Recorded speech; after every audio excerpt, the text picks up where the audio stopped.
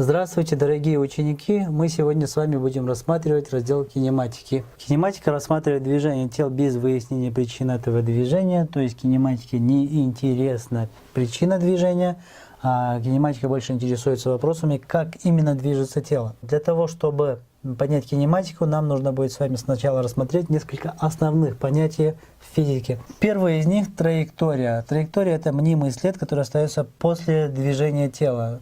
В данном случае движется у нас мяч, движется мяч по вот такой вот траектории. Следующее понятие – это путь. Путь является длиной траектории. В данном случае вот вся эта длина, мы нарисуем эту линию красным. Вся вот эта вот длина – это длина пути.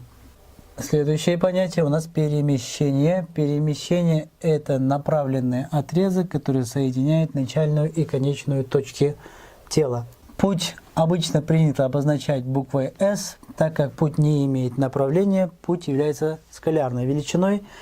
В системе Си путь мы измеряем в метрах, но в быту иногда бывает мы измеряем еще в километрах.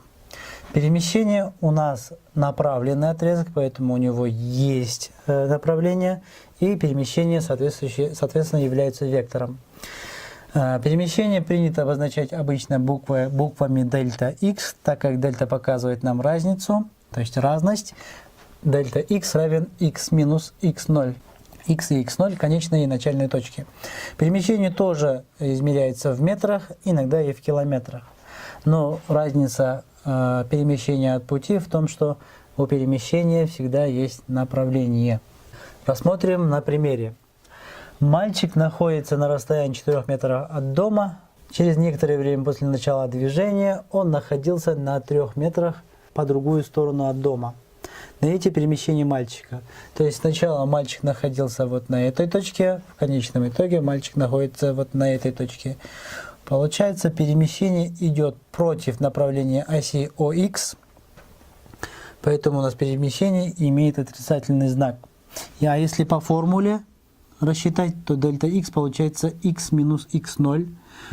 У нас по рисунку видно, что конечная точка это минус 3, а начальная точка это 4. Так как у нас по формуле здесь между начальной и конечной точкой есть минус, поэтому ставим между ними минус. Итого у нас получается минус 7 метров. Еще один пример. Спортсмен, начиная пробежку по стадиону через 1200 метров, возвращается на точку старта. Путь и перемещение спортсмена. Получается, у нас спортсмен движется по стадиону и совершает один полный круг, возвращаясь на точку старта. Поэтому путь спортсмена равен 1200 метрам, а перемещение спортсмена равен нулю, потому что начальная и конечная точка спортсмена – это одна и та же точка.